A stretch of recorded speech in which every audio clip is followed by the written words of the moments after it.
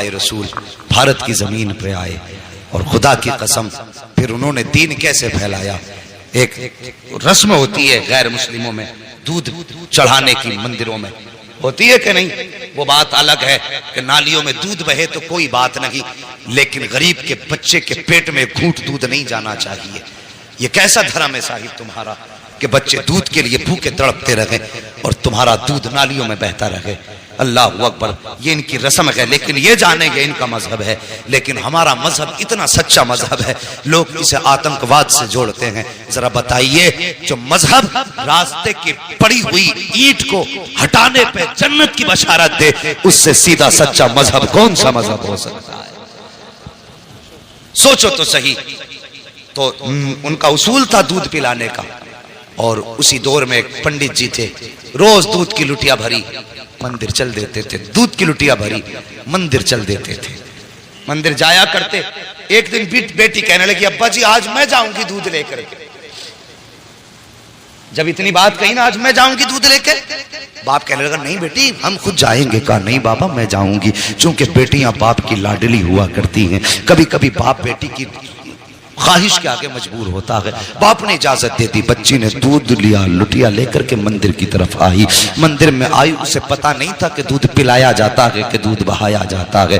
आई, आने के बाद मूर्ति के आगे बैठ गई, कहने लगी लो बाबा दूध पी लो। उसने पहले शराफत से कहा दूध पी लो, लेकिन कोई जवाब नहीं आया। फिर कहने लगी दूध क्यों नहीं पीते हो, दूध पी लीजिए, फिर कोई जवाब नहीं आया। बच्ची समझने लगी मेरे बाप तो रोज दूध लाया करते हैं और कहते हैं बेटी मैं भगवान को दूध पिला के आया हूं, शायद मुझसे नाराज हो गए हैं इसलिए दूध नहीं पी रहे हैं। ये बात बच्ची के दिल में आई, कहने लगी बाबा भगवान मुझसे कौन सा पाप हो गया है जिसकी वजह से आप दूध नहीं पी रहे हो।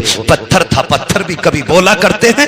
बच्ची ने सोचा शायद ये मुझसे नाराज है। फिर बच्ची ने बहुत बड़ा अहद कर लिया। बच्ची ने कहा अगर तुम दूध नहीं पियोगे तो तुम्हारे चरणों में अपनी जान दे दूंगी। ये कह के बच्ची ने लुटिया तो इधर रखी है और अपना सर उसके कदमों में मारना शुरू कर दिया है। इस बेदर्दी के साथ उसने सर पटका कि माथे से खून बहना शुरू हो जाता है। जब बच्ची सर पटकती रही, रोती रही, उसी रास्ते से इत्तेफाक से गरीब नवाज का गुजर हो जाता है, अताए रसूल का गुजर होता है। जैसी गरीब नवाज ने बच्ची को रोते देखा, सर पटकते देखा, आप आए हैं। आने के बाद पेशानी की जगह अपनी हथेली रख दी है। जैसी हथेली आई है, बच्ची ने यूं सर उठाया, सादा से बाबा को देखा, देख के कहने लगी बाबा कौन हो। कहने लगे बेटी बता तो सही बात क्या है, ये अपने ऊपर जुल्म क्यों कर रही है। उसने कहा बाबा आप जाइए, ये मेरे भगवान का मामला है। मेरे गरीब नवाज ने फरमाया बेटी बता तो सही क्या मामला है, आखिर ये क्यों कर रही है। उसने कहा बाबा तुम क्या जानो,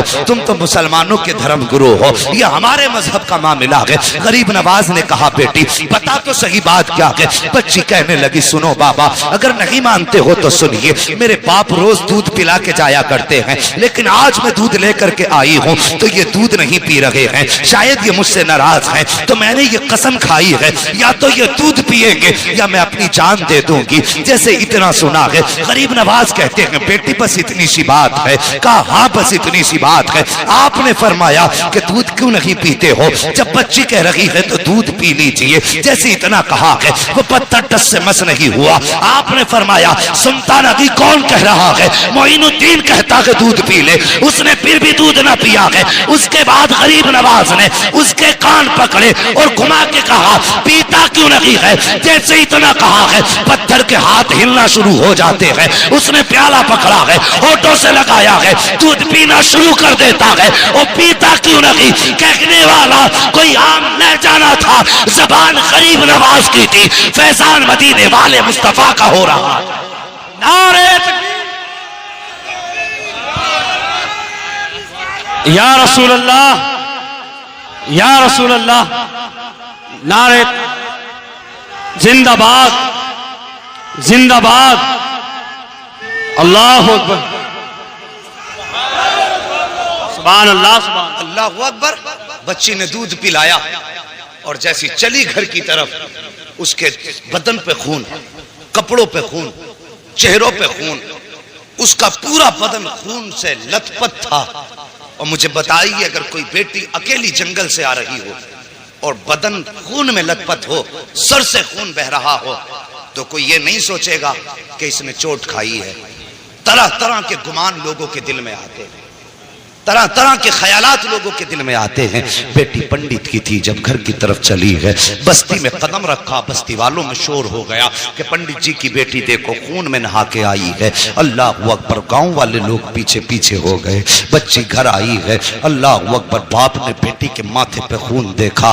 बाप तो बाप होता है, चाहे वो किसी भी धर्म का हो। तड़प गया, कहने लगा बेटी बात क्या है? उसने कहा बापा मैं दूध लेकर के गई थी और मेरे भगवान ने दूध पीने से इनकार किया। उन्होंने दूध ना पिया तो मैंने कसम खाई थी कि अगर दूध नहीं पियोगे तो मैं तुम्हारे चरणों में अपनी जान दे दूंगी। ये कह के मैंने जब सर उनके कदमों पे मारा है, अल्लाह अकबर, सर कदमों पे मारा है, वो कहती है तब मेरे जिस्म में खून बहा है, तब सर फटा खून बहने लगा। लेकिन बाबा मैं दूध पिला के आई हूँ।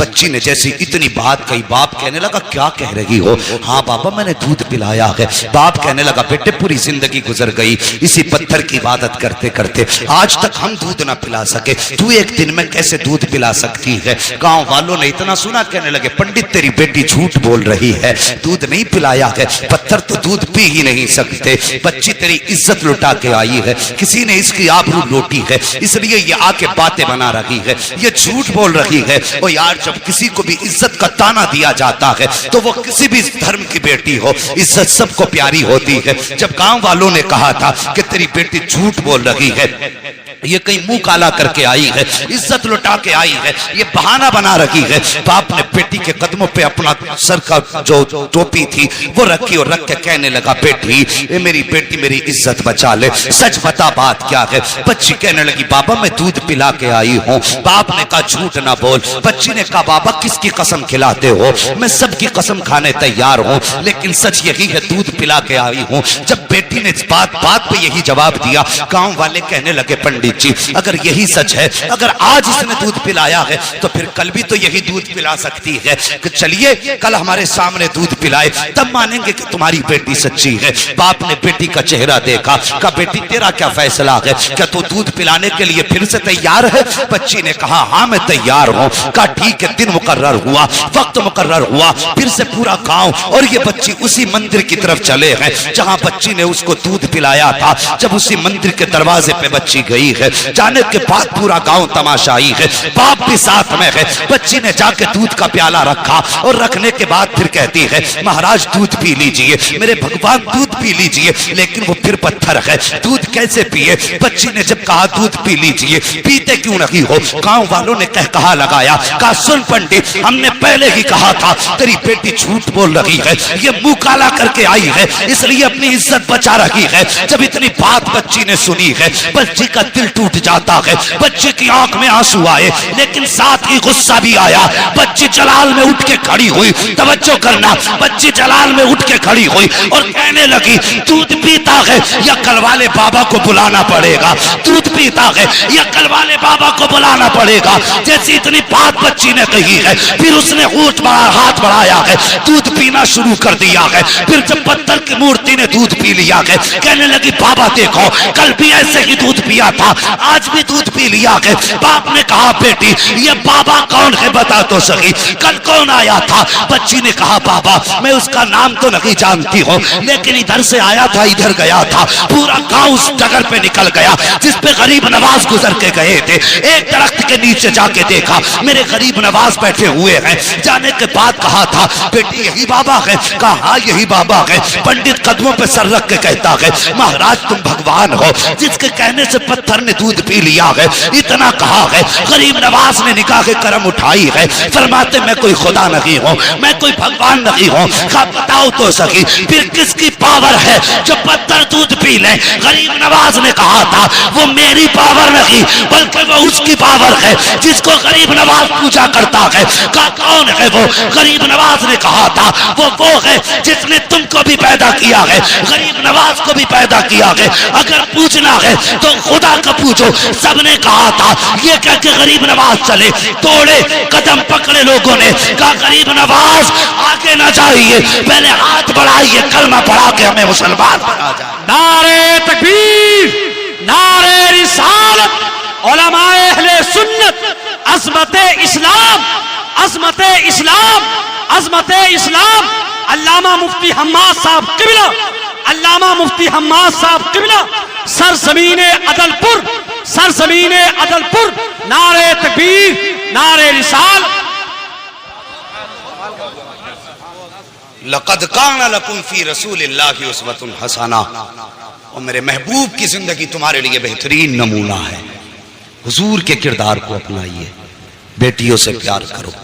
बेटी बेटी है, चाहे वो दोस्त की बेटी हो या दुश्मन की बेटी हो। मेरे हुजूर के दरबार में हातिम ताई की बेटी आई थी, नंगे सर आई। मेरे हुजूर ने अपनी मुजम्मिल वाली चादर सर पे डाल दी, मुजम्मिल वाली चादर डाल दी। किसी सहाबी की जबान से निकल गया, हुजूर ये बरकतों वाली चादर, और एक दुश्मन की और काफिर की बेटी। मेरे हुजूर ने फरमाया चुप हो जाओ, बेटी बेटी हुआ करती है, चाहे वो मोमिन की बेटी हो चाहे वो काफिर की बेटी। और जो काफिर की बेटी को इतनी इज्जत दे, अगर उसकी उम्मत की बेटी की आंख में कोई आंसू दे तो फिर वो सोच ले कब्र में मुस्तफा का सामना कैसे करना है। मेरे हुजूर ने तो फरमाया था मेरी बेटी मेरे जिगर का टुकड़ा है। उस दौर में फरमाया था जब बेटियों को कत्ल करने पे लोग फख्र करते थे, फरमाया था मेरी बेटी मेरे जिगर का टुकड़ा है। खुदा की कसम हुजूर की जबान से इस जुमले का निकलना था, ये हुजूर ही के जुमले की बरकतें हैं। आज हर घर में बेटी को अल्लाह की रहमत समझ के रखा जाता है, ये उनकी जबान की बरकत है। वरना आज हम भी बेटियों को कत्ल कर रहे होते। उनके दामन से जुड़ना क्या था। खुदा की कसम जो बेटियों को कत्ल करने में जिनके माथे पे पसीना नहीं आता था, जिस दिन से हुजूर का दामन थामा, वो जमीन पे पैर फूंक के रखते थे और डरते थे कहीं हमारे पैर के नीचे चूंटी ना आ जाए। ये हुनर किसने सिखाए? मेरे हुजूर के दामन ने, हुजूर के प्यार ने। जब तक बिके न थे तो कोई पूछता न था, तुमने खरीद कर हमें अनमोल कर दिया।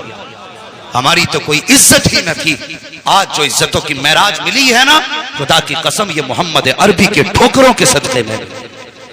अगर फिर सदका उनकी ठोकरों का है तो जवान उनसे प्यार कर, उनसे वफा कर।